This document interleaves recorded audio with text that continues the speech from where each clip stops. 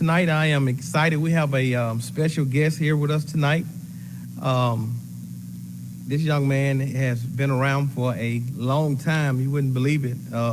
He's still a lot younger than I am, but he's been around for a long time, and he's been doing a lot of great stuff in our community for a number of years. I want to bring him up tonight. His name is Tyrone Oliver. He is the chairman of the Georgia Department of Juvenile Justice. Sir, if you would, come on up tonight. Thank you for being here tonight. Thank you, Mr. Chairman. I wanted to bring you up. This is the first week of Black History Month, and I wanted to recognize you tonight for being a community leader. And man, you've grown so much. I when I graduated high school, I think you was a sophomore or something like that, a freshman, one of the two. But I'm so proud of you for all the accomplishments that you have achieved. Can you tell us just a little bit about yourself and how you got involved in law enforcement? Yep. Thank you, Chairman and other commissioners. It's a pleasure to be before you tonight. It's an honor to be here back in Newton County. Not originally from Newton County. I moved to Newton County in 1993. My parents moved down from New York. I can't claim New York anymore. I think I lost that accent a while back. I might get jumped on if I claim it now. So, but went to high school, Newton County High School, graduated in 97. And then during high school, three things I always said I wanted to do. Law enforcement, funeral service business, and the military. And I've done all three thus far. I worked at Leverett and Sons Funeral Home in Conyers. Then I went off to the military. They told me I could be a mortician there, but they kind of pulled the wool over my eyes a little bit. So I went in as a corpsman, and then got out a year later after a little brief injury. Started my career at Newton County Sheriff's Office in the jail as a jailer, and worked my way all the way up. I worked under Joe Nichols and then Sheriff Brown, and worked my way all the way up to lieutenant. I kind of ran their investigations division and several other divisions, and then went to Brookhaven and then Social Circle. And now Governor Kemp appointed me to run juvenile justice. Well, can you tell us a little bit about, I know you're the first African-American to hold the position as Chief of Police in Social Circle. Can you tell us a little bit about how you got there and that road and all the, just a little bit about your story? All right.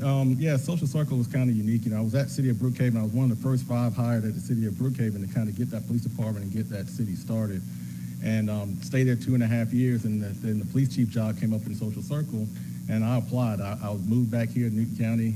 We had been renting a place in Lilburn at the time. We moved back down to Newton County, and so I was traveling from Newton County to Brookhaven, so I figured it'd be a good opportunity to get closer to home. And I applied and ended up getting a job out of approximately 70 applicants that put in for the police chief job in Social Circle.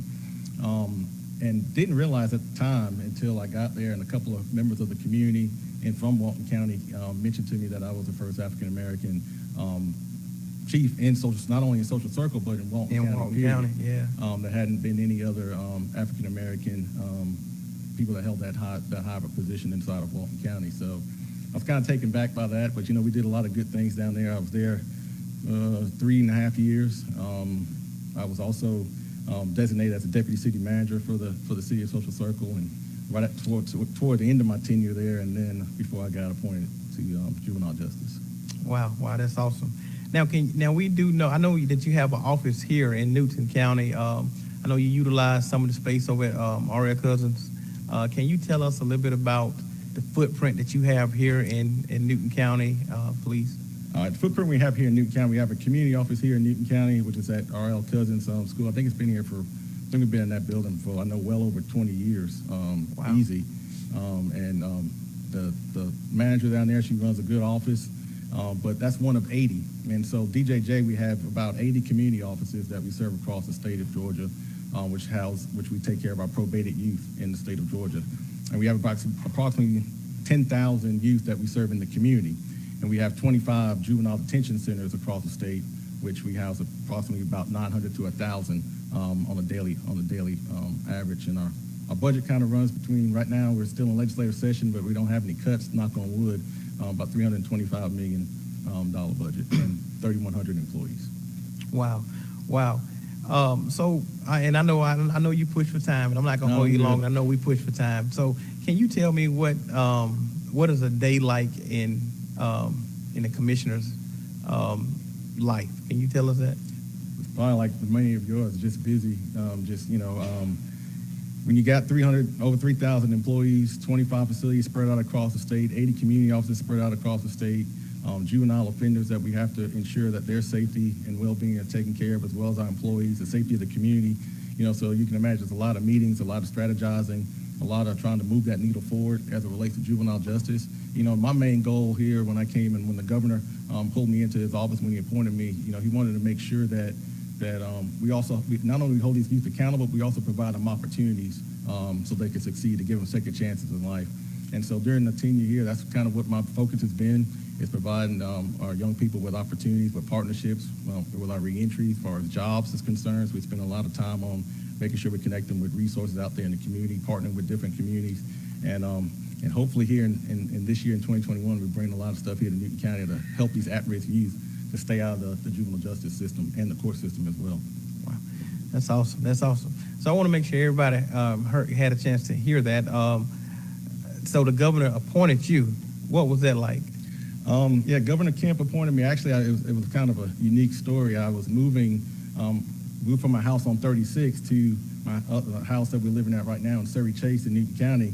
And the day to get closer to Social Circle, that's where I was at the time. And the day that we moved, I was literally putting my sofas into the house, and my phone rang. And it was, at the time, Tim Fleming was chief of staff, had called me with the governor and asked me about being appointed to this position. And I asked him, I said, how many, can I think about it for a minute? And of course, he said, I need about 5 minutes to make that decision. So the family was all there. We talked to them, and we made that decision to join. I wasn't going to tell him no. I thought he was actually calling because a week prior, he appointed me to the POAB board, which is the peace officers, the state retirement for police officers in the state of Georgia. So I was appointed to that about a week and a half prior to this phone call. Wow. Well, listen, I want to tell you this. Thank you so much for all that you do. I do know personally that you have lived in at least 3 of these districts up here. Yes. So, and I have a token of appreciation for you, but I want to share this with the commissioners as well, and I want to see, can we get a photo with you, if you don't mind? Yes, sir. Yes, sir. Thank you. Guys, if y'all don't mind, will y'all come around and let's take a photo?